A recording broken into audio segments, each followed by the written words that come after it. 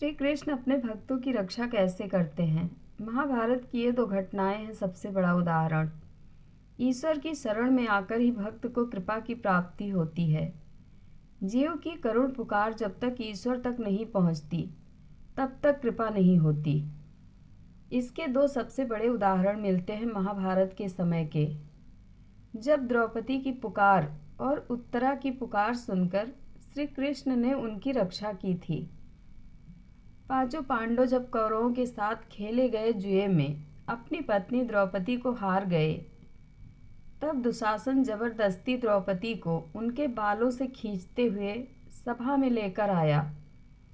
द्रौपदी खुद इतनी मजबूत स्त्री थी कि उसने विरोध किया, लेकिन जब देखा कि उसके पांचों पति ही उसकी इज्जत की रक्षा करने में असमर्थ हैं, तो टूट गई। दुर्योधन ने आदेश दिया कि द्रौपदी को भरी सभा में निर्वस्त्र किया जाए।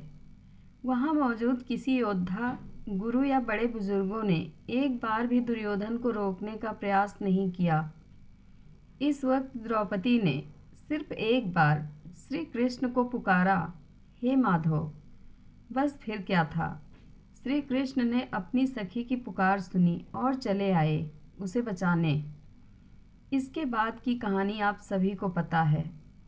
भक्त रक्षा का दूसरा उदाहरण मिलता है महाभारत के युद्ध के बाद, जब कौरवों को परास्त करने के बाद पांचों पांडव और उनकी सेना अपने शिविर में मौजूद थे। इसी वक्त कौरवों के प्रिय मित्र और गुरु द्रोणाचार्य के पुत्र अश्वत्थामा ने पांडवों से बदला लेने के लिए ब्रह्मास्त्र छोड़ दिया।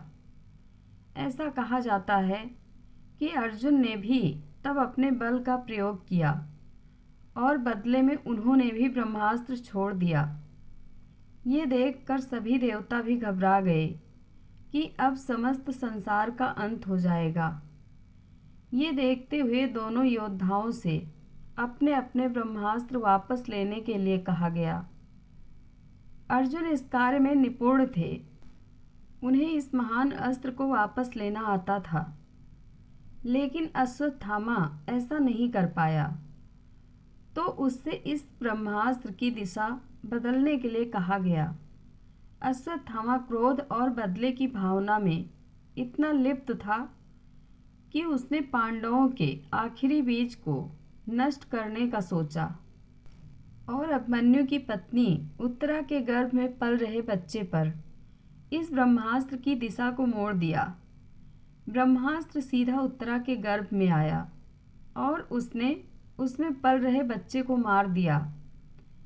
उत्तरा बेहद दर्द में कराहते हुए वासुदेव श्री कृष्ण के पास पहुंची और उनसे प्रार्थना की कि हे वासुदेव, मैं बहुत पीड़ा में हूँ, मेरी पीड़ा खत्म करिए और मेरे गर्भ में पल रहे बच्चे की रक्षा कीजिए। तब श्री कृष्ण ने उत्तरा के श्वास मार्ग से उसके गर्भ में प्रवेश किया, उस बच्चे को जीवित किया।